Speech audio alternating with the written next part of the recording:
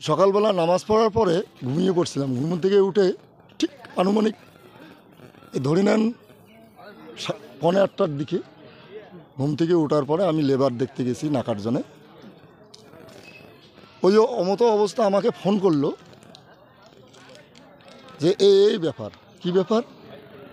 যে চন্দ্রদেব রবি দাস এবং তার ছোট ছেলে ওই রামকৃষ্ণ রবি দাসের মধ্যে কি মানে পারিবারিক ওদের ক্যাচাল ঝগড়া হয়। ক্যাচালের জেরে তার বাবা চন্দ্রদেব রবি দাস তার ছেলে রামকৃষ্ণ রবি দাসকে এখন ছুরি মারল না টেকার মারল, এইটা লোকমুখে আমার শোনা। হ্যাঁ, আমি তো স্পটে ছিলাম না, এটা শোনা কথা ভারবালি এতটুকুই। মানে যেটা মানে পরিবার মানে কি ওই তাদের মানে কি এখন সম্পত্তি না কি, এখন কি ব্যাপার, হ্যাঁ এইটাই আর কি। হয়তো সম্পত্তির জেরে হইতে পারে। ওর সন্তান হলো 5 ছেলে। এই বাড়িতে ওই থাকে, একাই থাকে, বাপ ছেলে দুজনে। ধরি নেন মানে মোটামুটি 8:45 টু এই 8:10 এইরকম টাইমে। হ্যাঁ, সকালবেলা। যে মারা গেছে তার কি বিয়ে হয়েছে? হ্যাঁ, তার বিয়ে তো আগে হয়েছিল, কিন্তু বউ তাকে ছেড়ে চলে গেছে। হ্যাঁ, এতটুকু। উনি বাবার সাথেই থাকেন এই বাড়িতে? হ্যাঁ, বাবার সঙ্গেই থাকেন। তাহলে সম্পত্তির এই বিবাদের জেরেই এরকম ঘটনা? না, এটা অতটা আমি সঠিক বলতে পারবো না, তবে আমার মনে হয় ওগুলো মানে এই ধরনের কোনো ব্যাপার হবে পারিবারিক এগুলো। হ্যাঁ, আনুমানিক এটা আর কি, এগুলোর ব্যাপারে হতে পারে।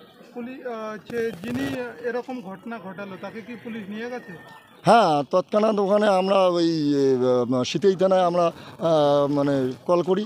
হ্যাঁ, পরে 7 পুলিশ প্রশাসন তৎক্ষণাৎ কোনো দেরি করে নেই, তৎক্ষণাৎ চলে এসেছে। এসে মানে এখানে ওই চন্দ্রদেব হরিজনকে নিয়ে গেছে, আর যিনি মারা গেছে তাকে দেখভাল করতেছে, যাদের তার রিপোর্টগুলো নিচ্ছে।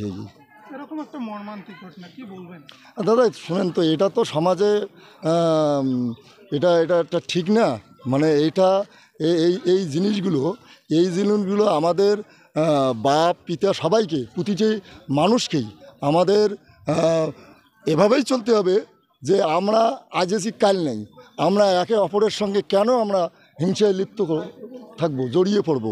সে বাপ ছেলে হোক বা পাড়া প্রতিবেশী হোক বা অন্য কেউ হোক। হ্যাঁ, আমরা সবসময় সুস্থ সমাজ ব্যবস্থা নিয়ে চলবো, এটাই আমাদের কাম্য হওয়া উচিত।